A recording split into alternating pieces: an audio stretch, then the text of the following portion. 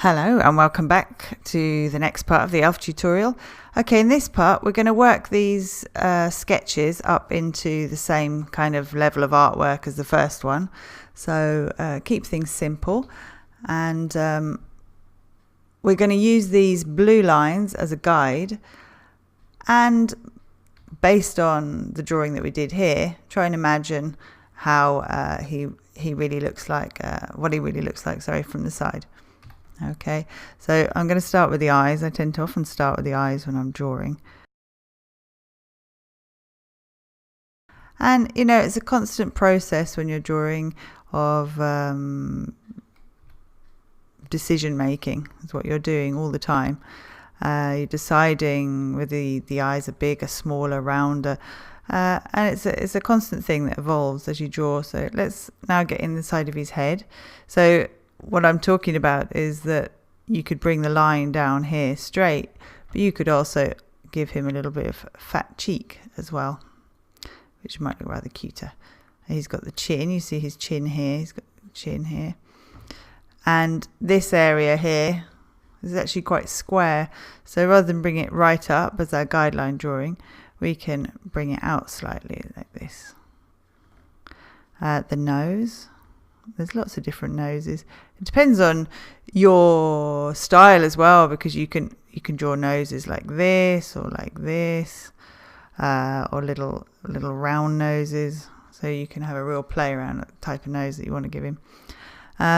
Put his ears in. I see that the guideline is a little bit big, the ear, so just make that slightly smaller as we're drawing in the final sketch work. Okay. And a little smile.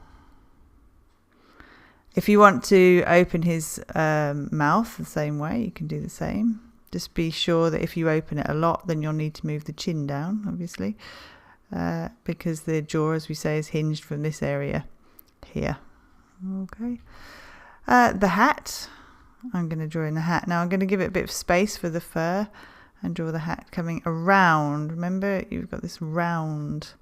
Don't go drawing it flat like that, because you'll destroy the illusion of its three-dimensionality. Okay, and then his hat coming up, and the bell. We can finish that off later, and then bring his little body down like this.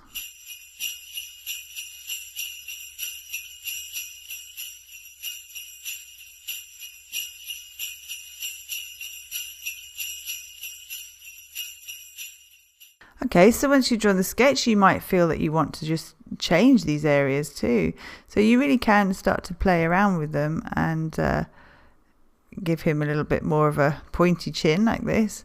And you see how it really does change his character, and bring his forehead, make it a bit more pronounced, as we were talking about before, like in children it becomes a bit more pronounced. And if you, of course, change the shape of the head, then be sure to change the shape of the hat, which is on the head. Okay, for instance.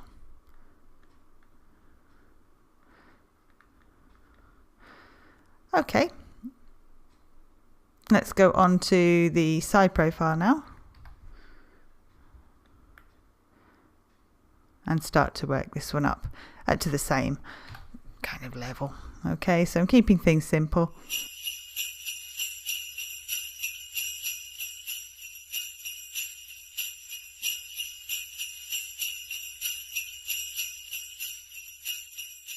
Okay, right, now let's go forwards and take him into the next step, where we'll work him up into some little action poses. Now that we've visualized him in the round, it's going to make it a lot easier to pose him, to give him a bit of attitude, and imagine him in lots of different scenarios. Okay, so hope you enjoyed that, and I'll see you in the next one. Okay, thank you.